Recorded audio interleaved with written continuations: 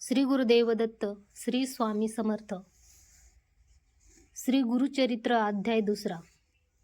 श्री गुरुदेव दत्त परब्रह्माने नमः. सिद्ध नामधारकाचा समागम. दीपकांचे आख्यान. श्री गणेशाय नमः. गुरुभक्त नामधारकांची ठाम समजूत होती की कृष्णातीरी निवासी श्री गुरुदेवच देवतांना सुद्धा आनंद देणारे श्री दत्त गुरु आहेत. त्यामुळे भावनेने चिंब होऊन हृदयात त्यांच्या चरणकमलांची स्थापना करून त्यांचे आदराने अखंड नामस्मरण करीतच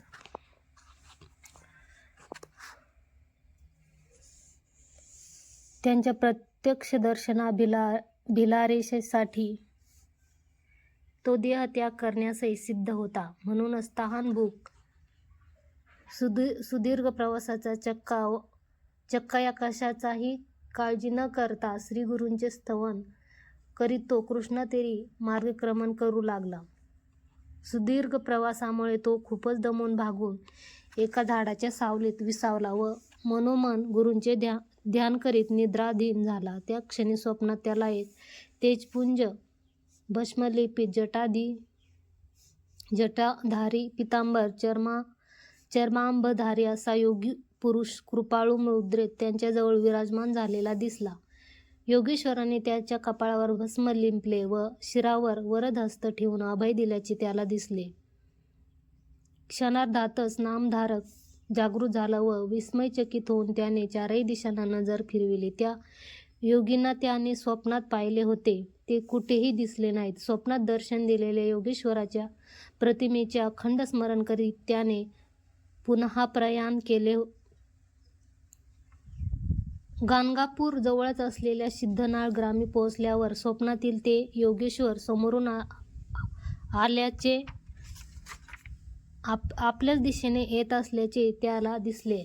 आनंदभरीत होऊन त्याने दिव्य योगीच्या चरणकमलावर प्रणिपात करून त्यांचे स्तवन करू लागले. हे माझ्या हृदयातच वास करणाऱ्या मंगलमूर्ती योगीश्वरा अज्ञान निवारक ज्ञानमूर्ती हो.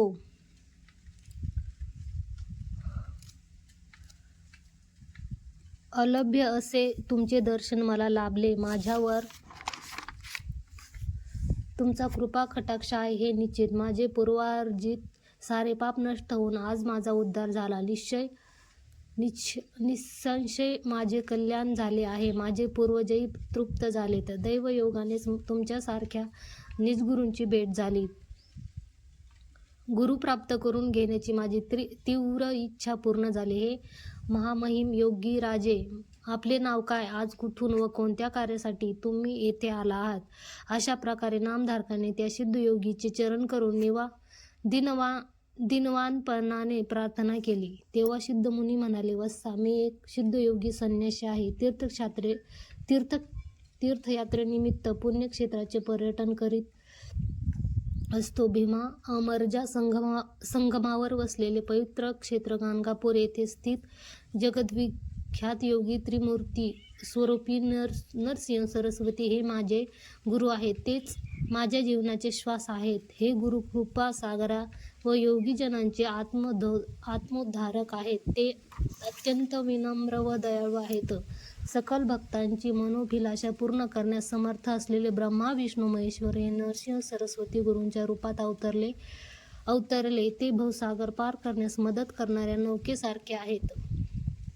त्यांच्यावर गुरुकृपा होते. त्यांना जीवनात कोणत्याही प्रकारचे कष्ट संभवत नाहीत. गुरुकृपेने एखादा ज्ञानी पुरुष पूर्वजन्मीच्या पापातून मुक्त होतो. गुरुकृपा निश्चितपणे एखाद्याला ब्रह्मतत्वाकडे नेते. तसेच त्याला भयंकर अशा कलिबाधेतून मुक्त करते. ज्यावर गुरूंचा आशीर्वाद असतो त्या महात्म्याला सर्व देवता शरण जातात. त्यांच्या आशीर्वादाने चमत्कार घडतात. गुरुभक्तीचा कलिबाधा व यमबाधा नसते. गुरुभक्तांना कलिबाधा व यमबाधा नसते. त्यांच्या जीवनात कोणत्याही प्रकारची न्यूनता देखील राहत नाही. गुरुभक्त मायेच्या प्रभावातून मुक्त होतो आणि निरंतर आनंदाने समाधानाने जगतो. आपल्यावर विश्वास ठेवणाऱ्या अनन्य भक्ताला श्री गुरुभक्ती सुख शांती अष्टैश्वर्य इत्यादी अनुग्रह करून त्याच्या पालनपोषणाची सारे दायित्व घेऊन त्याचे रक्षण करतात.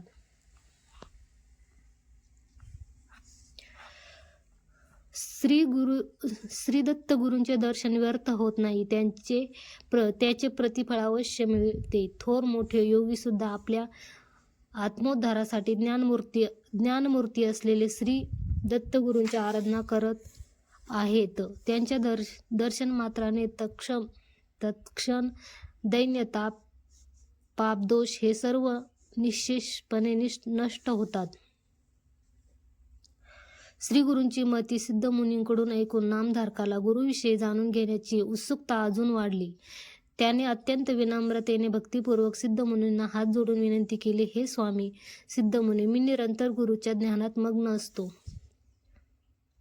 तुम्ही गुरुची महती, सार्वभौमत्व, कीर्ती आणि श्रेष्ठत्व विस्तृतपणे मला सांगितले. आपल्या वचनावर माझा पूर्ण विश्वास आहे, तरी माझी शंका पूर्णपणे दूर झाली नाही. कृपया तुम्ही त्याचे निवारण करावे. गुरुदेव माझे समस्त पूर्वज निश्चिम गुरुभक्त आहेत. मी गुरुवर पूर्ण विश्वास ठेवूनही कष्ट, नष्ट, तापत्रयांच्या जाळ्यातून मुक्त झालो नाही. त्याचे कारण काय? माझ्या भाग्यात मी कष्टप्रद अवस्था का?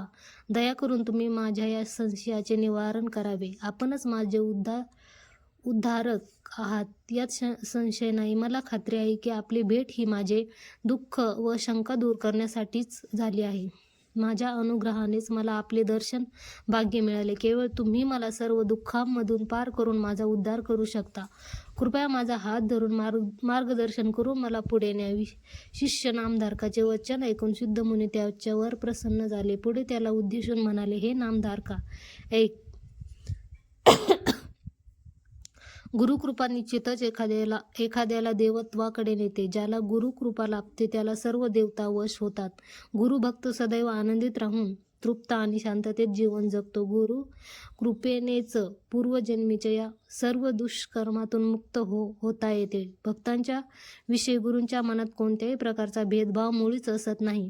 सर्व भक्तांना ते समानच लेखतात. भक्तावर असलेले गुरुचे प्रेम निष्कलंक असते. हे मला जाणून खरोखरच आश्चर्य वाटते की गुरुभक्त असूनही तू मोठ्या संकटात आहेस. याचा अर्थ गुरुविषयी तुझे चित्त अजून पुरेसे स्थिर झालेले नाही.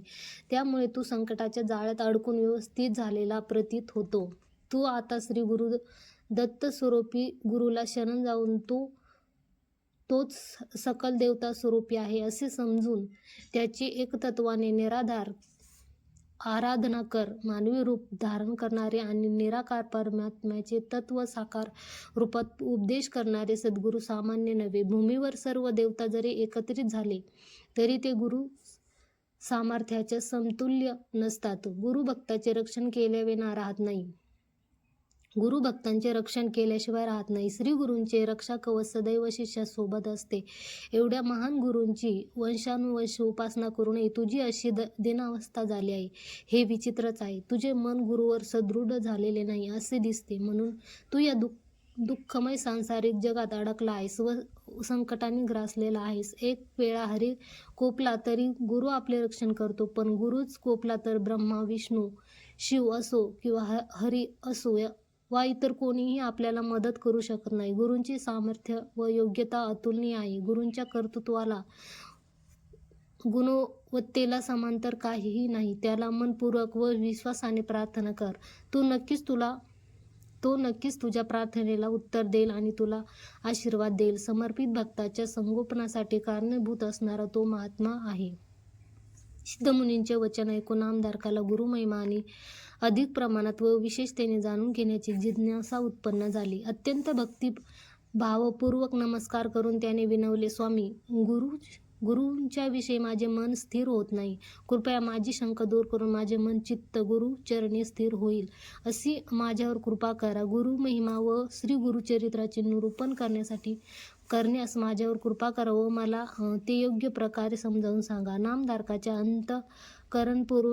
अंतःकरणपूर्वक केलेल्या प्रार्थनेने प्रसन्न होऊन सिद्धमुनी त्याच्यावर अनुकंपित झाले. ते म्हणाले, नामधारका, गुरूंचे त्यांच्या शिष्याप्रती असलेले स्नेह अभेद्य असतो तो गुरुकृपेस पात्र ठरतो. तो आयुष्यात कधीही अडचणी अथवा कमतरता अनुभवत नाही.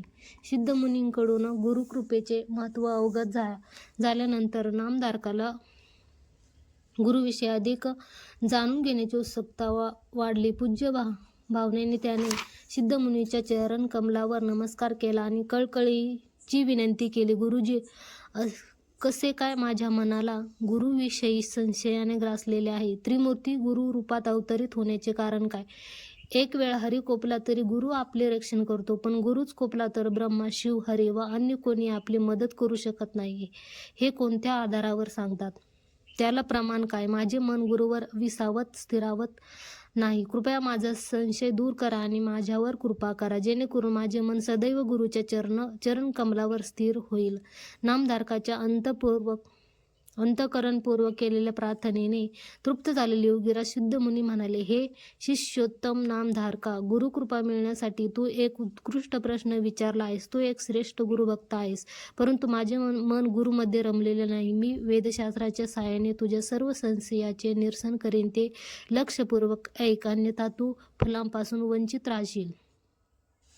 सिद्धमुनींनी गुरुचरित्राचे निरूपण करण्याच्या उद्देशाने त्याला पवित्र अश्वस्थ वृक्षाजवळ नेले आणि स्थानापन्न होऊन म्हणाले, नामधारका, आधी ब्रह्मदेवाच्या मुख कमलातून 4 वेद प्रकट झाले. वेद अतिप्राचीन आहेत. ते कोणत्याही मानवाने रचिलेले नाही. सांसारिक जीवन जगण्यासाठी वेदांचा समग्र व एकमेव पुरावा पुरे. वेद ही देववाणी आहे. अव्यावहारिक मानल्या जाणाऱ्या विषयावर ते प्रकाश टाकते. वेदांमधून आपण अनेक धार्मिक गोष्टी आत्मसात करू शकतो. तत्पश्चात 4 वेदांपासून 18 पुराणांची उत्पत्ती झाली. त्यापैकी ब्रह्मवैवर्त नामक पुराण हे त्रैलोक्यात प्रसिद्ध आहे. ते ब्रह्मवाणीने जनित आहे. द्वापारयुगाच्या अंताला श्रीमन्नारायणानेच व्यासरूपात अवतरून ब्रह्मवैवर्त पुराणाच्या ब्रह्मसूक्ताचे भाष्यार्थ विस्तृतपणे या भूलोकी प्रसिद्ध केले. एकदा कलिपुरुष प्रसन्न चित्ताने ब्रह्मदेवापाशी आगमन करून गुरूंची महती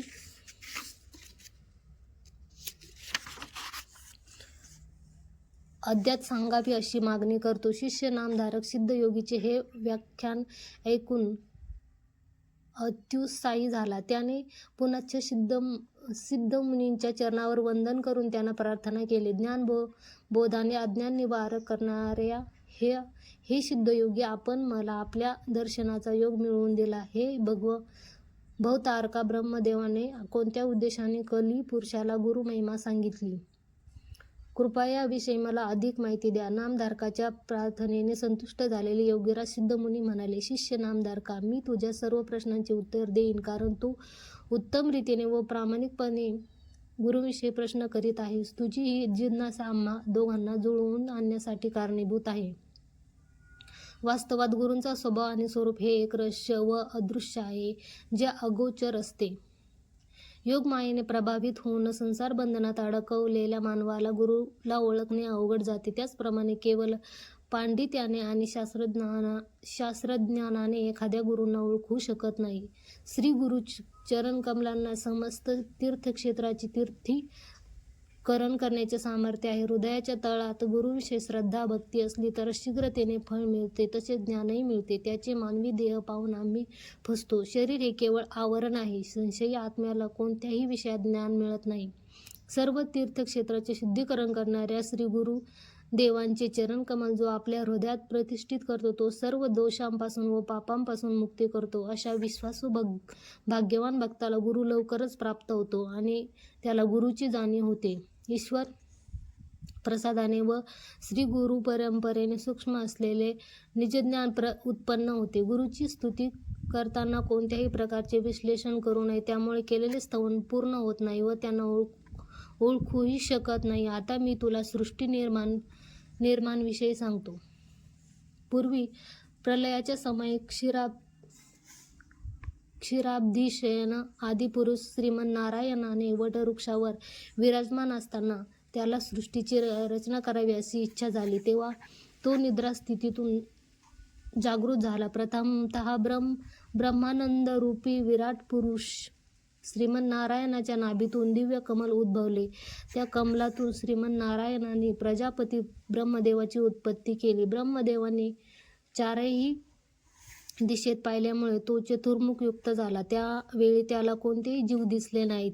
आपण प्रथम बलिष्ठ श्रेष्ठ आहे याचा अहंकार त्याच्या मनात उभारला. ब्रह्मदेव गर्विष्ठ झालेला पाहून सर्व शक्तिमान देवता सार्वभौम सर्व नियामक चराचर प्रपंचाचा मालक असलेला श्रीमन्नारायण स्मित हास्य होऊन म्हणाला, आपणच आदिपुरुष महाविष्णू, आपणच प्रथम.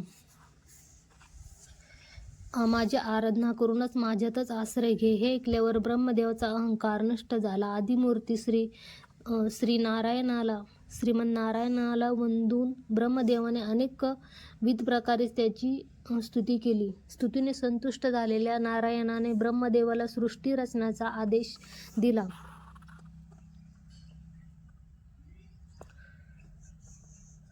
सृष्टीची रचना न कळल्यामुळे ब्रह्मदेवाने निर्माण कार्यात सूक्त मार्गदर्शन करावे असे म्हणून आदिकेशवाला शरण गेला. तेव्हा परमदयाळू श्रीहरीने वेदांतर्गत असलेले सृष्टीचरण्याचे विधानक्रम त्याच्या मदतीसाठी अनुगृहीत केले. श्रीहरींच्या समर्थ मार्गदर्शनाखाली ब्रह्मदेवाने आदिमानवाची सृष्टी करून नंतर अनेक प्रकारचे स्थावर जंगम वस्तू, स्वदेज, अंडज, नारज, उद्भिज इत्यादी निर्माण केले. जगत्कारण आदिमूर्ती श्रीमन्नारायणाच्या आज्ञेनुसार ब्रह्मदेवाने वेदांच्या सहाय्याने अनुक्रमे कृत, त्रेता, द्वापर आणि कली ह्या युगांची सृष्टी करून भूलोकात पाठवले. नंतर श्रीविष्णूने सुचवल्याप्रमाणे सृष्टी रचनाच्या क्रम अनुसरून स्वर्ग, मृत्यू व पाताळ असे 3 लोक स्थापित केले. असे सृष्टीचे विवरण व्यास विरचित अष्टादश पुराणामध्ये विशेषतः प्रसिद्ध अशा ब्रह्मवैवर्त पुराणात सांगितले आहे. सूतपुराणिकाने शौनकादी ऋषींना निरूपण केलेल्या सृष्टी रचण्याचा क्रमच मी तुला सांगतो. ब्रह्मदेवाने प्रथमतः कृतयुगाला बोलवून त्याला भूलोकी प्रसिद्ध व्हावे असा आशीर्वाद देऊन पाठवले. सत्यनिष्ठ असलेला कृतयुग यज्ञोपवीत रुद्राक्षमाळा धारण करून वैराग्य सत्वगुण संपन्न होऊन भूलोकी प्रवेश करण्यापूर्वी ब्रह्मदेवाला हात जोडून म्हणाला, हे ब्रह्मा, भूलोकीच्या लोकांमध्ये अधर्म, असत्य, हिंसा, निंदा, अपवाद, व्यसन इत्यादी दोष आहेत. ते वर्णाश्रम विहित कर्माचे अनुसरण करीत आहेत. धर्मिष्ठ असलेला मला ते सहन होणार नाही. कसे काय मी तिथे कार्यरत होऊ? त्याची विज्ञापना ऐकून ब्रह्मदेवाने प्रेमाने सांगितले, तू सत्यशीलता, ज्ञान, वैराग्य, त्याग, सद्गुण, धर्म, प्रज्ञायुक्त असल्यामुळे तिथे काही काळ वास कर. तुझ्या युगात धर्माचे 4ही पाय पूर्णपणे रुजणार. सकल जन धर्मिष्ठ असणार. धर्मच त्याचा श्वास असणार. तिथे तुझा वास सुदीर्घ काळपर्यंत नसणार. ब्रह्मसंकल्पनानुसार दुष्ट शक्तीचा छळ थांबला.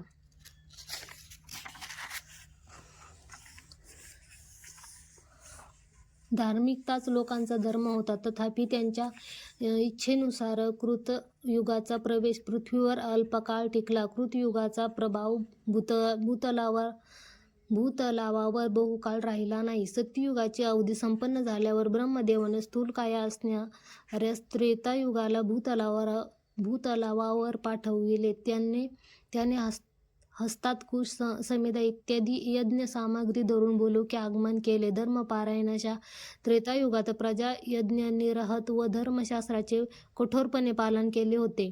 ब्राह्मण सारे कर्मनिष्ठ असायचे. परंतु ह्या युगात धर्माचा एक पाय नष्ट झाला व 3च पाय उरले. त्रेतायुगाची अवधी संपल्यावर ब्रह्मदेवाने द्वापार युगाला भूलोकावर पाठवले. निश्चय बुद्धी असलेल्या द्वापार युगाने ब्रह्मदेवाच्या आदेशाने उत्तेजित होऊन आनंदाने हस्तात खट्टांग व बाण धरून पृथ्वी तलावावर पदार्पण केले. द्वापार युगात उग्र शांती, दया, निष्ठुरता, स्वार्थ, परमार्थ इत्यादी परस्पर विरोधक असणाऱ्या 2 गुणांचा प्रभाव होता. धर्म अधर्म वृत्ती समप्रमाणात होत्या. द्वापार युगात अर्धे लोक पुण्यवंत होते व उर्वरित पापिष्ठ होते. या युगात धर्मांचे 2 पाय नष्ट झाले होते. द्वापार युगाचा अंत होताना कलयुगाची पाळी आली. ब्रह्मदेवाच्या आज्ञेप्रमाणे वर्षानुवर्षे देह धारण करून भूमीवर प्रवेश करण्यापूर्वी तो ब्रह्मदेवासमोर आला. कलिपुरुष ब्रह्मदेवासमोर उपस्थित असताना त्याचे वर्तन विचित्र प्रकारचे होते. विवेकशून्य व पैशाचिक मुद्रायुक्त, वृद्ध, वैराग्यहीन, कलह, द्वेषयुक्ती असलेला कली मान खाली घालून उभा राहिला. तो ब्रह्मदेवाच्या समोर येऊन जननेंद्रिय डाव्या हातात धरून व उजव्या हातात जीभ धरून नाचत होता. पाप पुण्याने युक्त असलेला तो लोपदोषांच्या संकीर्तनेत तत्पर झाला होता. तो कधी हसत रडत चिडवत तर कधी वाईट तोंड करून अर्वाच्य शब्द उच्चारित असे. त्यावेळी त्याच्या हाती जनेंद्रिय व जीभ पाहून ब्रह्मदेव आश्चर्यचकित झाले. त्यांनी त्या विचित्र प्रकारच्या वर्तनाचे कारण विचारले. त्याला प्रत्युत्तर म्हणून कलीने सांगितले, मी भूलोकात प्रवेश करून जननेंद्रिय जीभ याद्वारे सर्वांना मूढ करून व वश करून घेणार. परंतु विवेकी व्यक्ती जो आपली जीभ व जननेंद्रिय नियंत्रणात ठेवतो त्याच्या नादाला न लागता मी त्याला शरण जाईन. तेव्हा ब्रह्मदेवाने आज्ञा केली, हे कलिपुरुषा, ईश संकल्पप्रमाणेच तू वर्तन कर व तुझ्या गुणधर्माविषयी उच्चार करून तिथे राहा. धर्मप्रवर्तक असणारा युगधर्म पूर्वनिर्धारित आहे. तू लवकरच भूलोकी निघून तुझी लीला व गुण प्रसिद्ध कर. तेव्हा कलियुगाने ब्रह्मदेवाला निवेदन केले, हे प्रभू, माझे गुणधर्म आम्हाला माहीतच आहे. तरी माझ्या मुखाने ते सांगायला मला अनुमती द्या. मी कोणाचाही उपदेश ऐकणार नाही. भूलोकी माझ्या स्वतंत्र विचाराने वृत्तीने दर्शन करणार. मी आनंदाने जीवन जगणार. निंदा कलह प्रिय असणारा माझा प्रवेशच मूळ धर्माला समूळ उध्वंस करण्याच्या उद्देशाने होणार. अहंकार, द्वेष, मत्सर, पक्षपात, नियंत्रित वर्तन, अधर्म प्रवृत्ती, इंद्रिय लोकलुप्तता, धर्माविषयी उदासीनता, वैराग्य शून्यता, जिभेच्या रुचीला बळी होऊन विपरीत आहार सेवन, अतिशय कामासक्त, अत्यंत क्रौर प्रदर्शन, आळस, निद्रा, विचारहीनता, विषयलंपटता, सामूहिक कार्यात अडथळे, कलह, प्रियता, परस्पर द्वेषभाव, धर्माची अवसान, इच्छेसार देहाची काळजी घेणारे सर्व माझे प्रिय मित्र आहेत. ही सर्व वैशिष्ट्ये माझे गुणधर्म आहेत. दांभिक, संन्यासी, दुष्ट, अधर्मी, हरिहरनिंदक, ऐशोआरामी, गुरु, कपटी, अध्यात्मजीवी, स्वार्थी, पैशासाठी अध्यात्मजीवीचा वेश घालणारे, इतरांना फसवून विश्वासघात करणारे, परद्रव्य अपहरण करणारे, परस्त्रीत रमणारे, वामाचारी हे सर्व मला प्राणासमान आहेत. या उलट तपस्वी, धर्मिष्ठ, सत्यवंत, पुण्यकर्म, परोपकार करणारे, त्यागी, निष्कपटी भक्त हे सर्व माझे बद्धवैरी आहेत. जर पापी हे माझे मित्र असतील तर पुण्यवंत माझे शत्रू आहेत. याप्रमाणे कलिपुरुषाने स्वतःच्या स्वभावाबद्दल सांगितले. तेव्हा ब्रह्मदेवाने म्हणाले, हे कलिपुरुषा, माझा उपदेश व्यवस्थित ऐकून तू कार्यरत व्हावेस. कृत-त्रेता द्वापार युगामध्ये लोक उत्तम आचारविचारयुक्त होऊन दीर्घायुषी होते. म्हणूनच ते दीर्घ काळापर्यंत जपानुष्ठान इत्यादी धार्मिक कार्यात निरत असत. पण ह्या तुझ्या युगात लोक अल्पायुषी असणारे, अल्प आयुर्मान असणारे, ते अल्प साधनेने परमार्थ शीघ्र साध्य करून घेणार. ते केवळ नामस्मरणाचा मार्ग अनुसरून परमात्म्याचा साक्षात्कार करून घेणार. हे कलिपुरुषा, ब्रह्मज्ञानींना, सत्पुरुषांना, पुण्यकर्म, शुद्ध कर्म आचरण करणाऱ्यांना, ब्रह्मनिष्ठ असलेल्या तू सर्व प्रकारे मदत करावीस. कधीही त्याच्या नादाला जाऊ नये. कलीने ब्रह्मदेवाच्या वचनाला संमती दिली व कठोर निर्देशाचे पालन करण्याचे वचन दिले. त्यानंतर कलिपुरुषाने ब्रह्मदेवाला विचारले, हे भगवन, तुम्ही सांगितलेले सात्विक लोकच माझे परमशत्रू आहेत. त्यांना आठवल्यानेच मी घाबरतो. मी कसे त्यांना मदत करू? 500 भूमंडळावर भरतखंड हे पुण्यप्रद व योगभूमी आहे. योगभूमी नव्हे. संख्याबळानुसार पुण्यवंत लोक अधार्मिक लोकांवर विजय मिळवतात. असे असताना मला तिथे जायला धैर्य मिळत नाही. जरी मी एखाद्या वेळी तिथे गेलो तर मला मारून हाकलून घातल्याशिवाय ते राहणार नाहीत. त्यामुळे मी तिथे जाऊ कसे बरे? कार्य साध्य करू इच्छितो. ब्रह्मदेवाने मंद हास्ययुक्त होऊन त्याला प्रत्युत्तर दिले, हे कलिपुरुष, तुला भयभीत होण्याची आवश्यकता नाही. दुर्बुद्धी असणाऱ्या कालपुरुषाला तू घेऊन जा. तो तुला तिथे सहकार्य करणार. तो धर्मावलंबन असणाऱ्यांची आसक्ती काढून टाकण्यासाठी आणि पुण्यवंतांमध्ये पापबुद्धी उत्पन्न करण्यासाठी तो महत्त्वाचा ठरेल. कालाप्रमाणेच माणसाची बुद्धी असणार आणि बुद्धीप्रमाणे सारे कर्म घडतील. त्यावर कलिपुरुष म्हणाला, हे ब्रह्मदेवा, गंगातटक निवासी, काशी क्षेत्री धर्माचरण करणारे, पादयात्रा करून तीर्थक्षेत्री संदर्शन करणारे, श्रीहरींच्या ध्यानात मग्न होऊन शांतिचित्त असणारे, दंभाचारविना निरपेक्ष भावनेने पुण्यकर्म करणारे, नासार्गी दृष्टी केंद्रित करून पापानुष्ठान करणारे, जितेंद्रिय होऊन निरंतर हरिहरांची सेवा करणारे, रागद्वेष इत्यादी षडरिपूवर विजय प्राप्त करणारे, पुण्यकथा पुराण श्रवण करणारे, दानधर्मात निरंतर असलेले व सज्जन हे लोक माझे वैरी आहेत.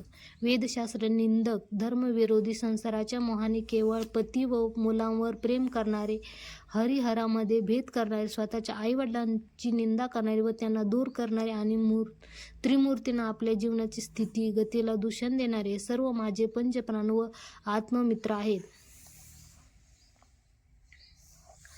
कलीचे वचन ऐकून ब्रह्मदेव म्हणाले, अरे कलिपुरुष, कोणत्याही प्रकारचे भय चिंता मनात न आणता तो भूतलावर कार्यनिरत हो. तिथे तुझ्या संकल्पाप्रमाणे व इच्छेप्रमाणेच घडणार आहे. तुझा प्रभाव विपरीत आहे. तुझी प्रसिद्धी सर्वत्र प्रसारित होईल. कुठेतरी क्वचितच अत्यल्प संख्येने पुण्यवंत धर्मिष्ठ लोक मिळतील. अशा लोकांना मात्र तू बाधा देऊ नको. याउलट त्यांचा सहाय्यक होऊन कार्यरत व्हावे. ब्रह्मदेवाचे वचन ऐकून कलीने हात जोडून ब्रह्मदेवाशी मागणी केली, हे स्वामी, मूलतः मी क्रूर आहे. दुष्ट स्वभाव माझा गुणधर्म आहे. असे असताना मी धर्मिष्ठांना, धर्मात्म्यांना मदत कशी करू शकतो? मी कोणत्या विधानाने वर्तन करावे याविषयी कृपा करून मला आपण मार्गदर्शन करावे. कलीचा प्रश्न ऐकून ब्रह्मदेव प्रसन्न झाले. भूत लोकावर त्यांच्या वागण्याविषयी सविस्तरपणे सांगत ते म्हणाले, हे कलिपुरुषा, काळ आणि कल हे दोन्ही निर्गुण स्वरूपाचे तुझ्या कार्यात सहकार्य करणार. तेच तुझे मार्गदर्शकी आहेत. त्यांच्या मार्गदर्शनाप्रमाणेच तुझे वर्तन करावे. निर्मळ शुद्धचित्त पुण्यवंत असणारेच तुझे निर्दोष शत्रू असतील. मलमूत्राने कलुषित झालेले तुझे आप्त असतील. विशेष पुण्य कमावलेले पुण्यवंत मात्र तुला जिंकणार व त्यांची संख्या अतिविरळ आहे. पापनिष्ठांना तुझी पीडा सहन न होता ते तुझ्या अधीन राहील. तथापि अत्याधिक संख्येने लोक तुला वश होऊन तुझ्या इच्छाप्रमाणे वर्तन करतील. तशा लोकांना कलियुगामध्ये परमार्थ साध्य होणार नाही व ते इतर प्राप्त करण्यातही सफल होणार नाही. सहनशीलतेने युक्त सात्विक गुरुभक्त असणारा एखादा पुण्यात्मा तुझा उपद्रव संयमाने सहन करू शकणार. सर्वसाधारणपणे इतर काही लोक तुझी विपरीत बाधा सहन न झाल्यामुळे तुला शरण येतील. जो तुझी पीडा सहन करून तुला जिंकणार तो मात्र ईश्वरामध्ये ऐक्य पावणार. पृथ्वीवरील पुण्यात्मांना, साधुजनांना तुझा दोष अबाधित राहू दे. ब्रह्मदेवाचे हितवचक ऐकून कलिपुरुषाने प्रश्न केला, हे ब्रह्मदेवा, साधू लोकांना कसे ओळखायचे? त्यांचे लक्षण काय? त्यांचे अंतःकरण कसे असते? त्यावर ब्रह्मदेवाने उत्तर दिले, कलिपुरुषा, माझा हा विचार तू लक्षपूर्वक ऐक.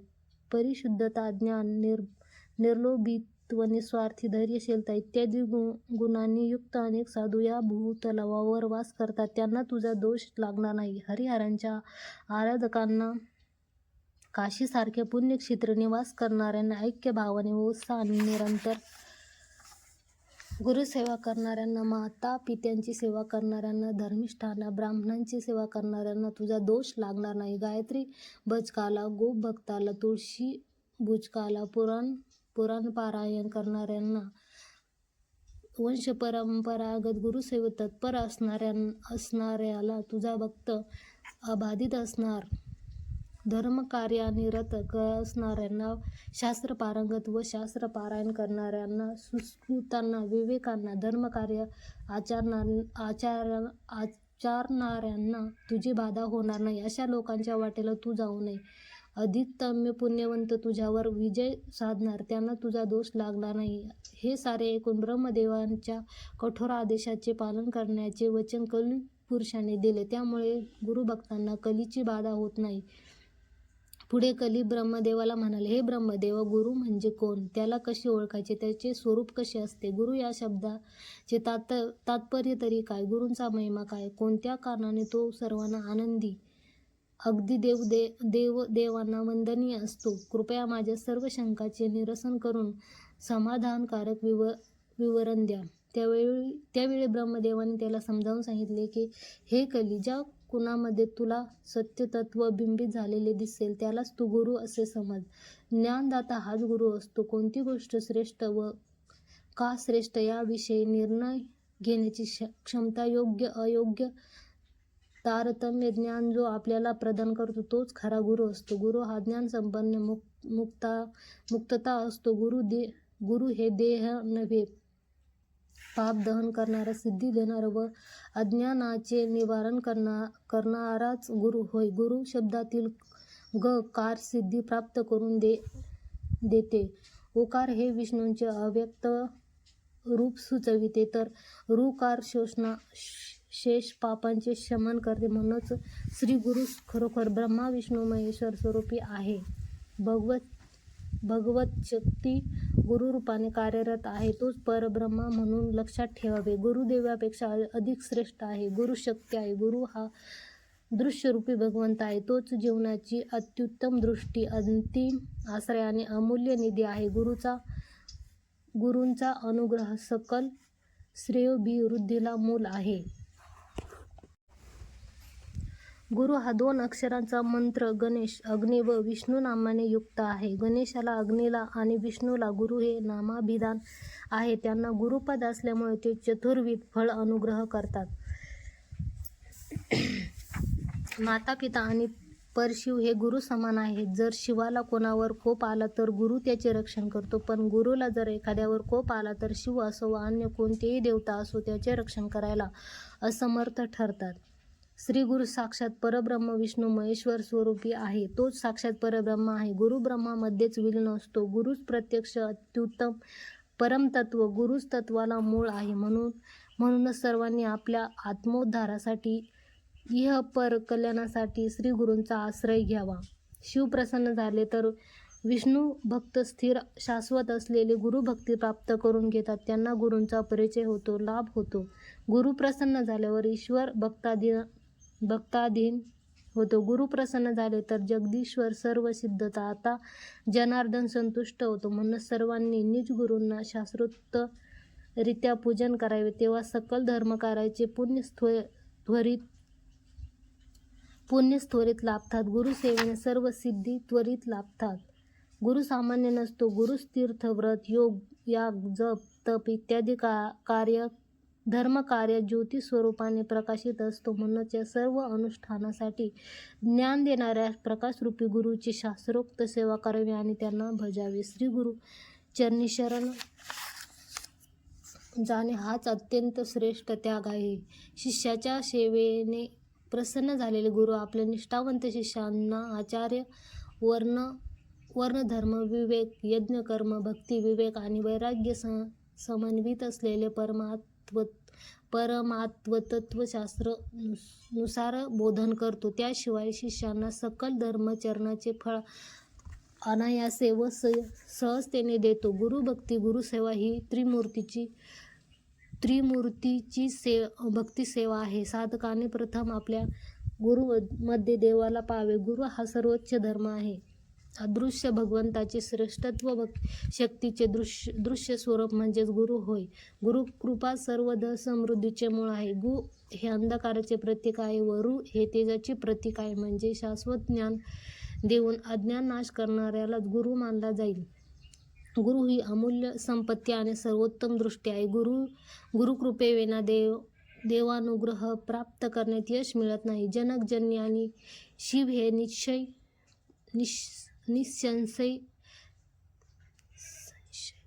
निसंशय गुरु आहेत, परंतु गुरु हा दृश्य स्वरूपी परमात्मा आहे. म्हणून एखाद्याने गुरुच्या चरणकमली शरण जाऊन आश्रय घ्यावा. त्याने गुरुसेवा आणि पूजा विधीपूर्वक करावी. गुरूंचा समर्पित शिष्य आध्यात्मिक संपत्ती आणि सर्व धर्मानुष्ठानाचे फळ सत्वर कमावतो. अशा प्रकारे गुरु महिमेचे वर्णन ब्रह्मदेवाने कलीला सांगितले. गुरुमहिमा ब्रह्मदेवाकडून सविस्तर जाणून घेतलेला कली गुरुविषयी अजून अधिक प्रमाणात जाणून घेण्याच्या जिज्ञासेने ब्रह्मदेवाला हात जोडून विज्ञापना करू लागला. स्वामी, मनुष्यरूपात असलेला माणसासारखा दिसणारा गुरु सर्व देवांना कसा बरे समान झाला? गुरु मनुष्य नाही का? त्याला कोणत्या साधनेमुळे देवत्व प्राप्त झाले? दया करून माझ्या शंकेचे निवारण करावे. कलीच्या प्रश्नाने ब्रह्मदेव प्रसन्न झाला. कलीला ब्रह्मदेवाने संबोधन केले. हे कली, तुझे सारे प्रश्न योग्यच आहेत. त्या सर्वांना समाधानकारक असे उत्तर मी देईन. ते तू एकाग्र चित्तेने ऐक. हे परमेश्वर हे परम श्रेयस्कर आहे. देव, दानव, मनुष्य कुणीही असले तरी सर्वांना गुरुची आवश्यकता असते. गुरुशिवाय गती नाही. गुरुपदेशाशिवाय शिष्य शाश्वत ज्ञानासाठी प्राप्त होत नाही. गुरूंची सेवा करून तो अनमोल ज्ञान मिळावे. ज्या प्रकारे कानाविना शास्त्र श्रवण दुर्लभ आहे, त्याचप्रमाणे गुरुप्रमाणे शास्त्राचे श्रवण होत नाही.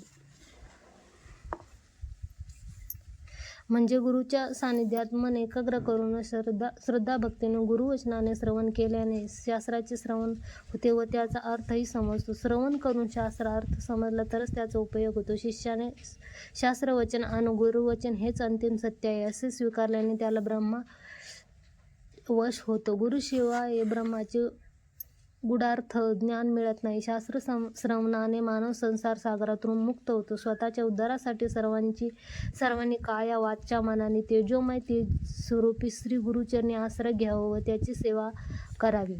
शिष्याने गुरुसेवेसाठी जगावे, तेव्हाच गुरु तृप्त होतात. जोपर्यंत शिष्याला गुरूंकडून अनुदेश मिळत नाही तोपर्यंत तो ज्ञानी होत नाही. गुरुसेवेनेच त्याला सर्व सिद्धी प्रगती वश होतात.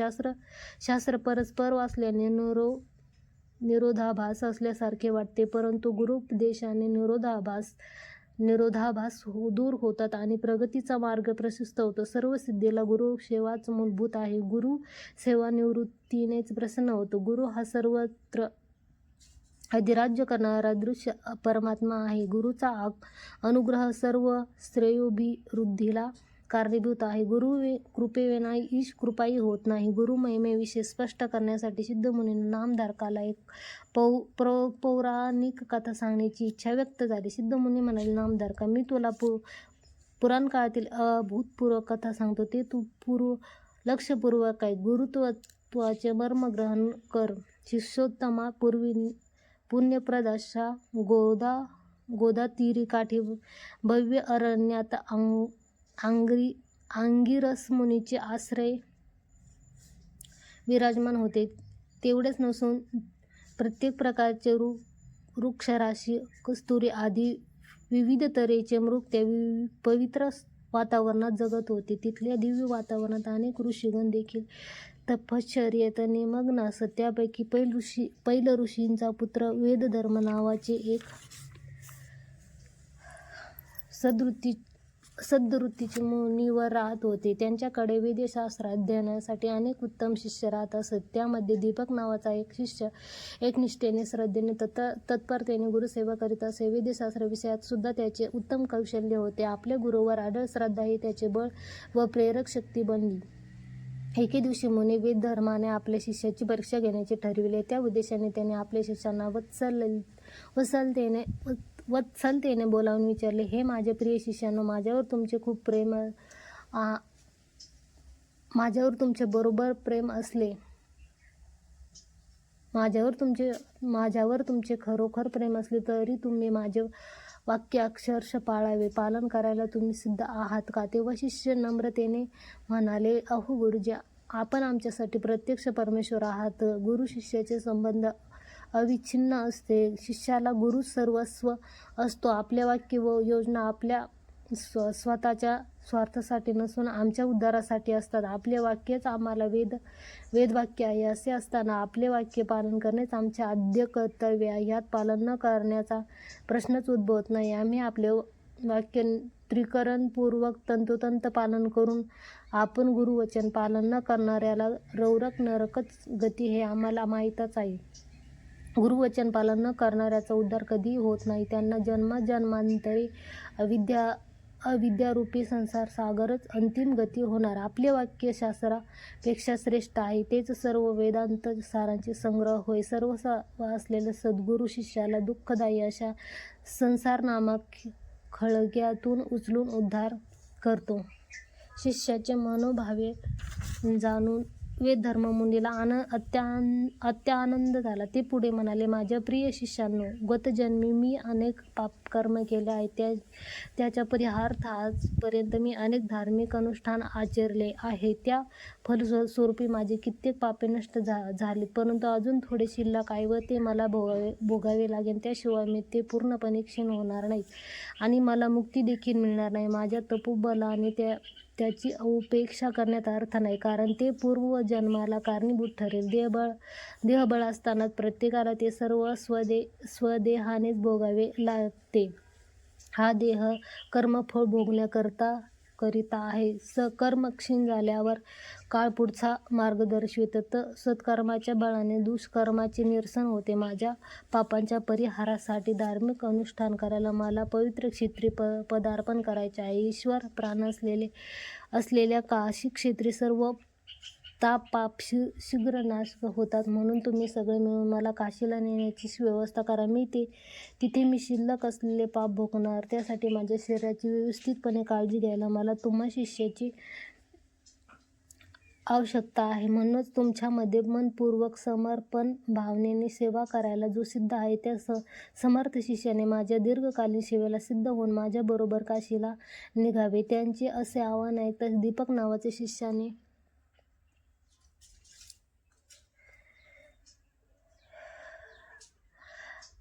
सर्वस्व त्याग करण्यासाठी सिद्धता दर्शवली. किंबहुना तसे वचनही दिले. त्याला गुरूंवर अतिशय भक्ती होती. त्याची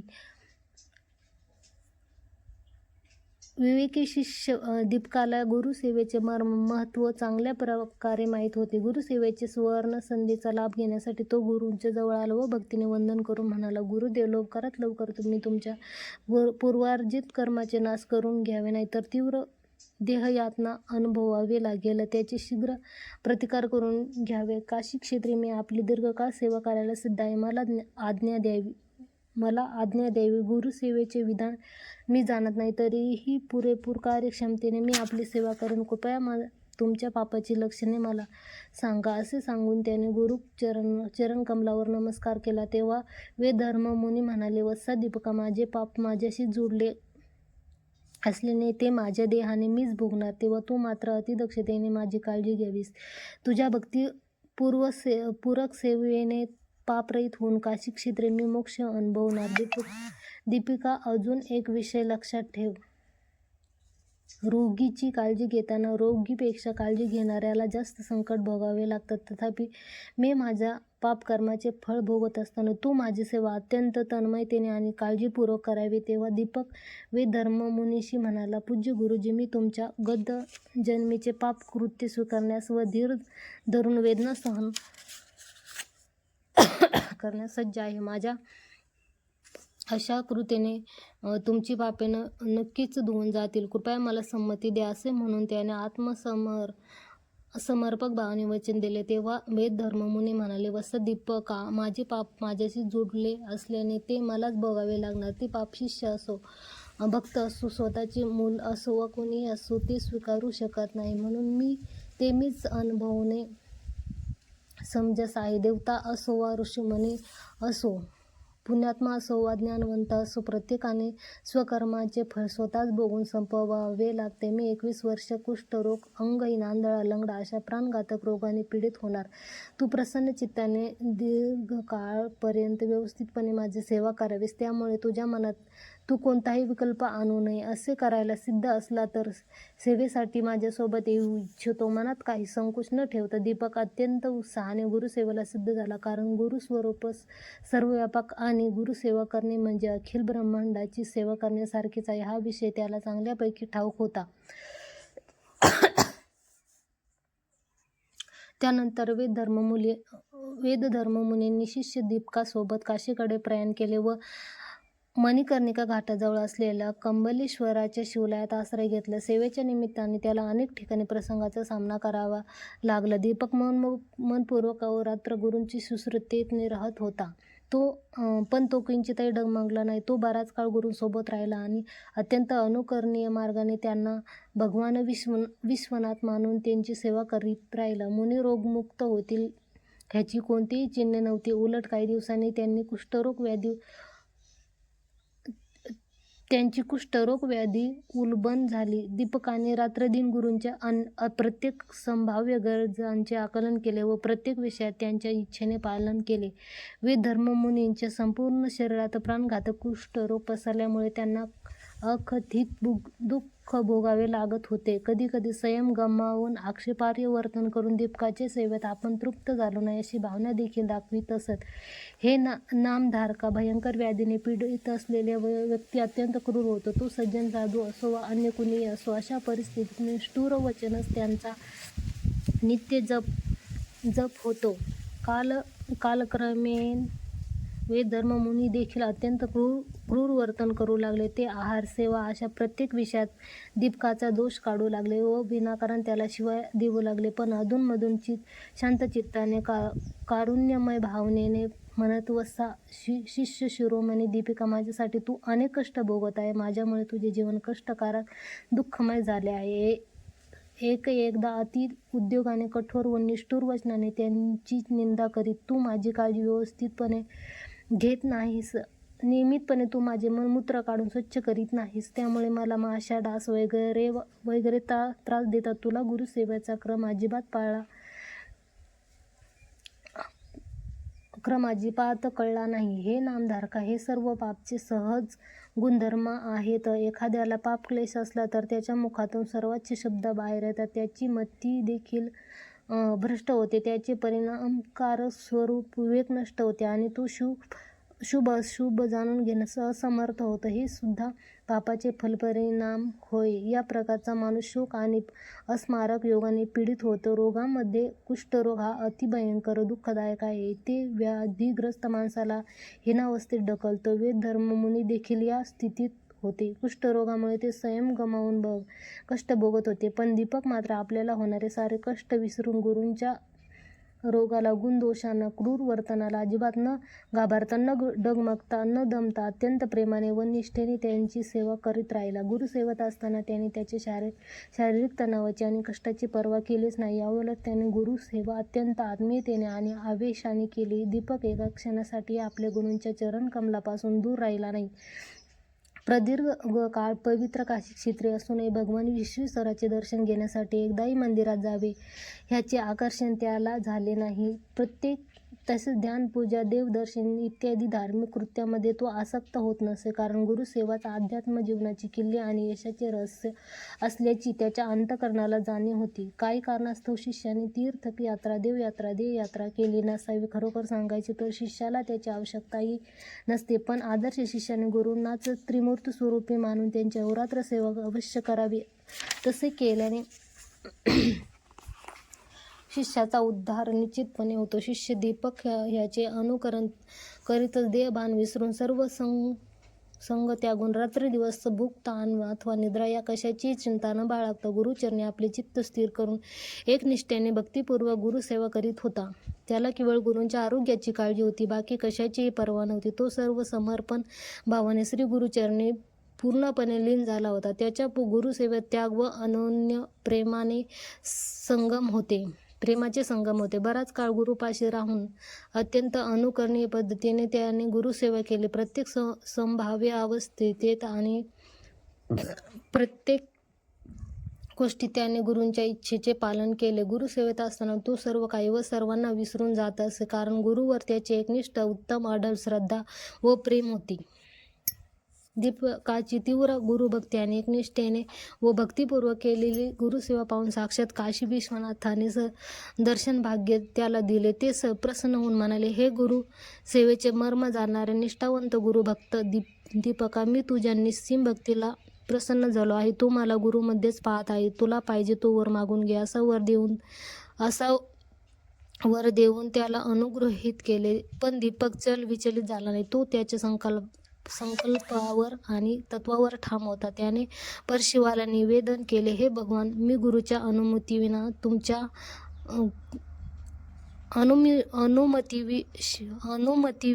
कोणताही वर मागू इच्छित नाही. माझे गुरु मला सर्व काही अनुग्रह करण्यास समर्थ आहेत. तेच मला प्रत्यक्ष ब्रह्मा, विष्णू, महेश्वर व समस्त तीर्थक स्वरूपी आहेत, असे आत्मविश्वासाने सांगितले. नंतर दीपकाने गुरूंना भेट घडलेल्या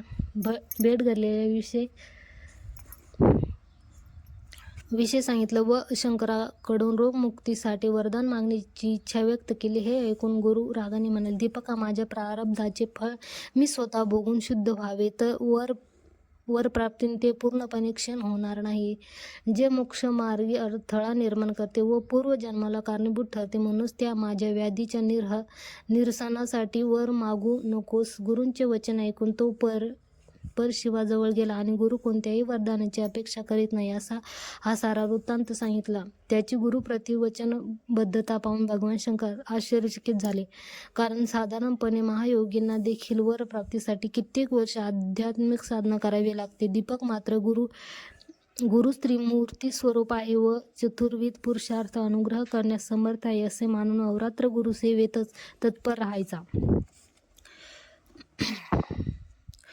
दीपकाच्या गुरुभक्तीने प्रसन्न झालेल्या ईश्वराने वैकुंठाधिपती श्री महाविष्णूला त्याच्या गुरुभक्तीच्या स्वरूपाविषयी विवरण केले. गुरुभक्तीचे विधान ऐकून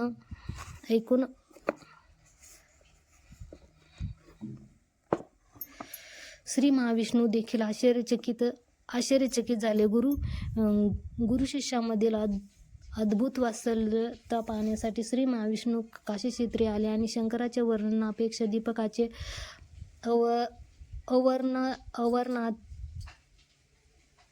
अवर्णनातीत असामान्य गुरुसेवेचे विधान पाहिले. कोणत्याही विश्लेषणाने वर्णन न करता येण्यासारखी दीपकाची गुरुसेवा होती. अनुकरणीय पद्धतीने केलेली त्याची गुरुसेवा पाहून प्रभू प्रभावित झाले. तेव्हा भगवंताने त्याला असे संबोधले, हे दीपका, तुझी गुरुभक्ती खरोखरच अभूतपूर्व आहे. गुरुवचनावर विश्वास ठेवून देहभान व सर्व सांसारिक गोष्टी विसरून तू गुरुसेवेत तल्लीन झाला आहेस.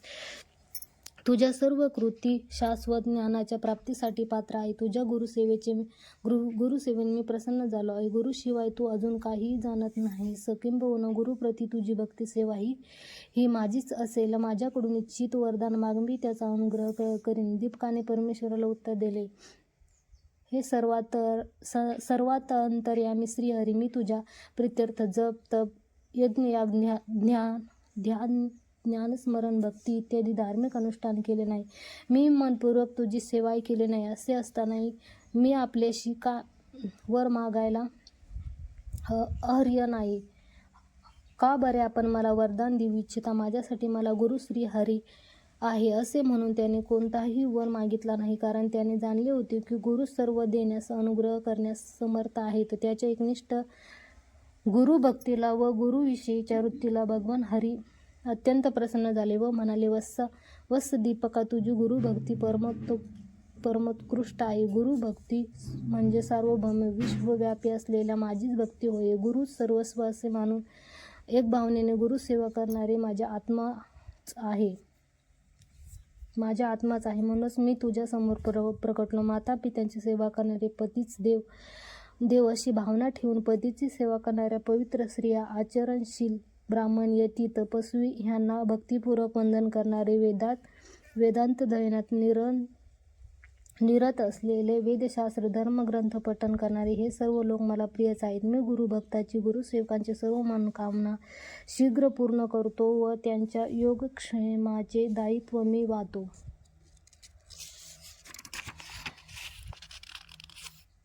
तेव्हा दीपकाने श्रीहरींशी नम्र स्वरात विनंती केली, हे भक्तोद्धारक श्रीहरी, मला पूर्वीच्या 7 जनांच्या पुण्याईमुळे गुरुसेवेचे भाग्य मिळाले आहे. गुरुसेवेत राहण्याची संधी मला लाभली, हे माझे भाग्य आहे. भक्तिपूर्वक केलेल्या गुरुसेवेने मला सर्व काही लाभले. वेदशास्त्र पुराणांचा परिचय झाला.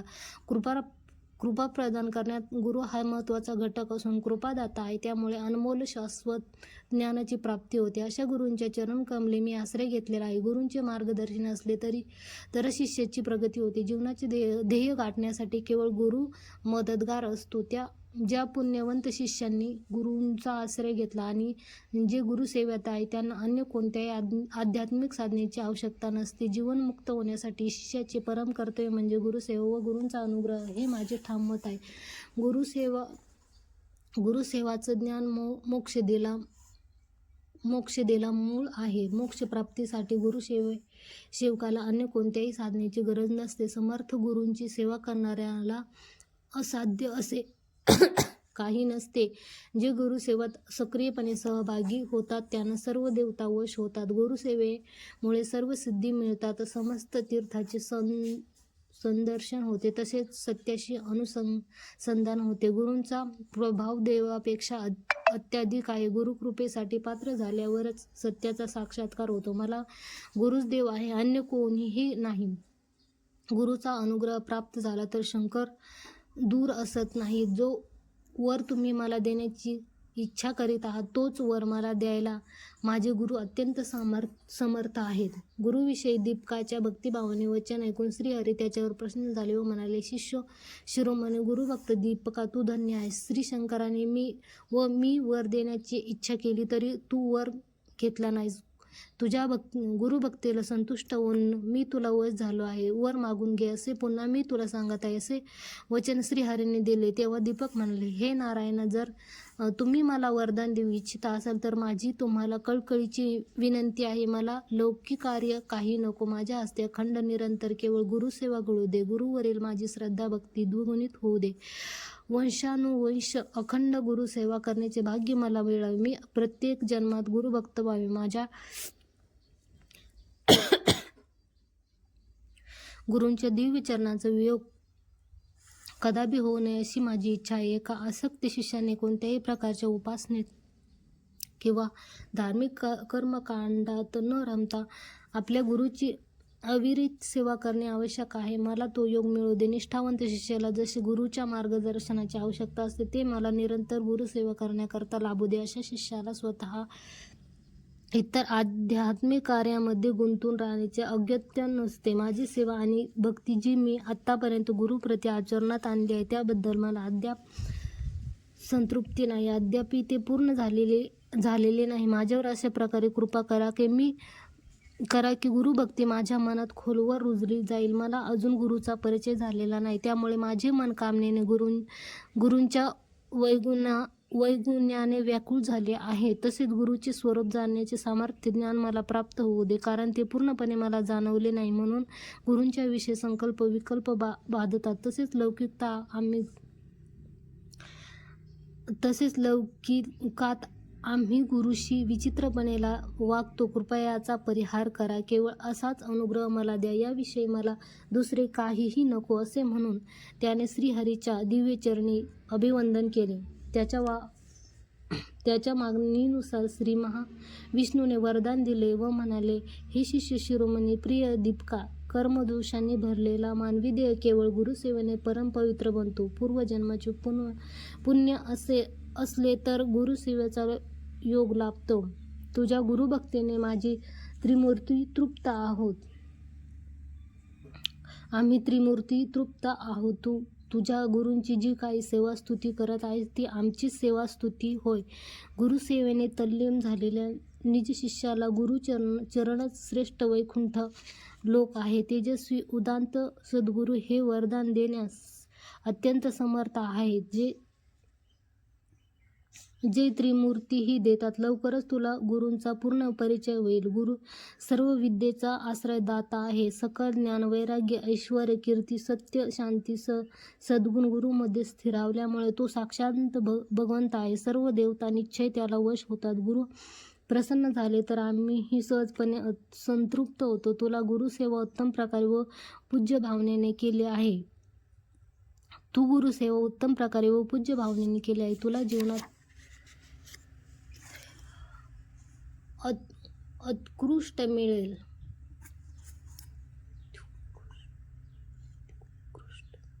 यात शंका नाही. हे माझे अभय आहे. असे म्हणत दीपकावर परमेश्वराने करुणामय अमृतदृष्टी टाकली. पुढे महाश्री विष्णूने दीपकाला उद्देशून पुनश्च म्हणाले, हे माझ्या प्राणसखा दीपका, गुरु स्वरूपाचा अत्युत्तम परिचय तुला झालेलाच आहे. ज्ञान चक्षुने तू परब्रह्म स्वरूप जाणून घेतले आहे. गुरुपदेशाने ज्ञान प्राप्त करणारा आत्मज्ञानी होतो. गुरुबोधाने ज्ञानी झालेला जीवनमुक्त होतो. म्हणूनच गुरुचरणात तुझी भक्ती दृढ झाली आहे.